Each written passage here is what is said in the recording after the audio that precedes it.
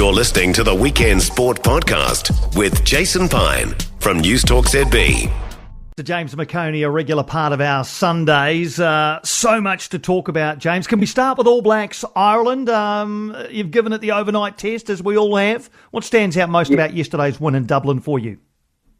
Well, look, I don't usually do this, Piney, but I think I'm ready to talk about tight forwards. I think I am. Okay. If you're ready. Fair enough. Okay. Fair enough. Let's do this. I think Asafo Moore was huge. It was a big step up for him because he came in replacing Cody Taylor, questions about his throwing, but he was massive in that assist, the pick up off his bootlaces. Satiti actually had to scoop one up before him as well. But Will Jordan's try, our only try, I think was just crucial, clutch play from him, and can't say enough about him. You must have been stoked as a Canes man. Oh, I loved it. Loved watching Asafo Moore. And I thought his you talk about core roles, one of these trendy phrases, throwing into the line out. There was just that one at the start that was not straight. Ireland didn't contest. There was some confusion around whether that's actually a rule at the moment or not in the autumn internationals. But otherwise, I think around the field, great. He made his tackles and his line-out throwing was good. Yeah, and then beside him, I think our front rowers, the props have been outstanding. The reserves coming on, Tosi and Tonga Fasi, the best in the world, really, in terms of steadying the scrum. They're almost unplayable. You could tell the Irish were not keen on scrums. The guy with the cornrows was dreading it when he had to come back on. And it's been subbed off, and he just went, no, please don't make me face another behemoth. And so I think the other thing is Patrick Tuipulotu. I just want to give a special shout-out to him because I think he's been world-class for a long time and a beast for a long time, but we just haven't seen him play in big All Blacks tests, and that's mainly because of Retallick and Whitelock and Scott Barrett. They form this sort of blockade where you've got your three world-class locks, but Tuipulotu is every bit world-class, and so we're lucky that he's still around and playing at that level because I think only South Africa can emulate that by bringing on R.G. Stamen, right, as a world-class lock substitute. Absolutely. Scott Barrett, Tupou Vaa'i, who's really come on, and Patrick Tuipulotu. It's a good little trio, a good big trio of big second rowers to choose from. Hey, now I've done the sums, 23-13, that's 36 points in that game. This morning at Twickenham, both England and Australia scored that many by themselves. 42-37, no defence. I know, it's crazy really. But I mean, look, the thing is, what they did though is by picking Joe Schmidt, by picking Joseph Suaalii, was just straight away gave them X factor, something they've been missing. And it shows the difference of having an X factor player in your team. But the All Blacks have the opposite problem. There's an abundance. We leave someone like Hoskins Sotutu at home, and then we bring unearth Satiti. There's no drama in the end because we're already replacing it with X factor. But I think the Wallabies desperately needed that. Jorgensen in his last minute try, he's got a bit of that too, so it helps. And I think if you go back to the Ireland test, that's what they miss. They don't really have that much X factor, probably. And when I say X factor, I'm talking about athleticism that can just change the game. They probably haven't had that since Brian O'Driscoll. But one thing I did want to touch on, Piney, was how good Cam Roigard was off the bench. I thought he was exceptional, but in the first half, Nick Berry did poor old Cortez of Artima no favours. It was an absolute shambles. And, when he didn't give an Irish player a yellow card, I thought, this is the last straw of Berry. And then, the Irish fans were saying, you're like another All Black, Berry. And then by the end of the game, some of them wanted to poison Berry, I'm pretty sure. What a goose Berry is. Anyway, let's move on to... that's a little bit unkind, but I just wanted to join in really more than anything. It's a good one, Piney. I needed you brainstorming with me. Thank you. Oh, love it. Hey, now Chris Wood has been named the Premier League's Player of the Month for October.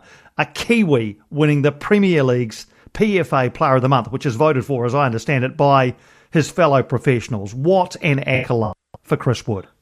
I know. Four goals in 3 games, just the difference maker, owning the stage. And I think I said to you before that without Harry Kane there, they have to talk about someone, and it's now Chris Wood when it comes to strikers, because you got Erling Haaland, and the next name on everybody's lips is Chris Wood, which is wonderful to see. I don't think, there's never been a New Zealand player that's won Premier League Player of the Month or a Nottingham Forest player. You go back and it's all the big clubs with a couple of outliers.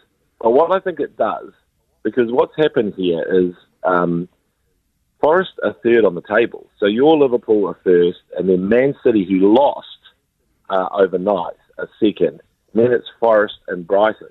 And I'm thinking, could Forest or Brighton do what Leicester did in 2016 and be, an absolute anomaly, winning the Premier League? And, maybe they could, but unfortunately I think Brighton are better equipped to do it. Yeah, I feel like that too, and I don't know whether either of them will. I would love to see it, and even the Liverpool fan in me would love to see it, because Leicester is one of the all-time great Premier League stories. But yeah, I just wonder, well, who knows? We're only 10 or 11 games in, aren't we? So not even about a third of the way through the season. So who knows? But I think what it's done for Forest, though, is getting these points early in the season means that you can afford to go through a bit of a slump mid-season or early in the new year, and you're still going to be okay. You're not going to find yourself in a relegation battle because you've already banked a whole bunch of points at the start of the season. Exactly. And one thing, like people out there who sort of go, I'm vaguely aware of Chris Wood. Why is he so good? What's he like? Well, the thing about Chris Wood is he doesn't get many chances, and he buries them. So this is the thing. If you compare him to, say, Gabriel Jesus, he's played a similar amount of games to Chris Wood, and they've both got similar amount of Premier League goals. Chris Wood is actually ahead on 77 to Jesus' 73. But bloody Jesus has played for Man City and Arsenal. Imagine how many chances he gets every single game. I mean, out there, Chris Wood is out there starving for chances, and he makes it count, and he's just clinical. And yeah, he's a 6-yard box, big heading centre forward, but he can score them from anywhere. Yep, they all count for one. Hey, quickly on the Black Caps, we're in a T20 series over in Sri Lanka at the moment. New Zealand 135 all out in the 20th over in the first one. Sri Lanka got there with an over to spare. Zach Folkes, though, he scored 27 off 16 balls, batting at 27 not out, that is, of 16 balls batting at number 9, and then comes out and gets 3 for 20. Who is Zach Folkes? Exactly, good question. Who is Zach Folkes? Well, he's from Canterbury. I think he went to St Andrews. He's a tall batting all-rounder, but obviously bowls pretty well as a medium pacer. This is the thing. The PR machine does not work well enough for cricket that we're going, who is Zach Folkes? He made his debut in April, Piney. And you think about any All Black that even gets called into the squad, we know who they are and what they had for breakfast, with Weet-Bix, the sponsor. But this is the thing. Zach Folkes, we've got to get used to some of these names, because I know T20 isn't that important, but we should be knowing, newcomers to our major national teams, I think. Absolutely. And just to finish, speaking of cricket, the Test, which is this Aussie cricket documentary, has been released, or the promo has anyway. They don't mind throwing the odd little tanty, do they, the Australians? Honestly, watch this promo. It's hilarious. It's all the batters, Steve Smith, David Warner, I think it's Travis Head, all losing the plot. Warner versus a water bottle is particularly funny. But they're losing the plot. Meanwhile, the bowlers are just sort of chilling out, going, oh, there they go again. And it reminded me that I've been a journo for a while, Piney, and I've interviewed so many Australian cricketers over the years, a lot of bowlers.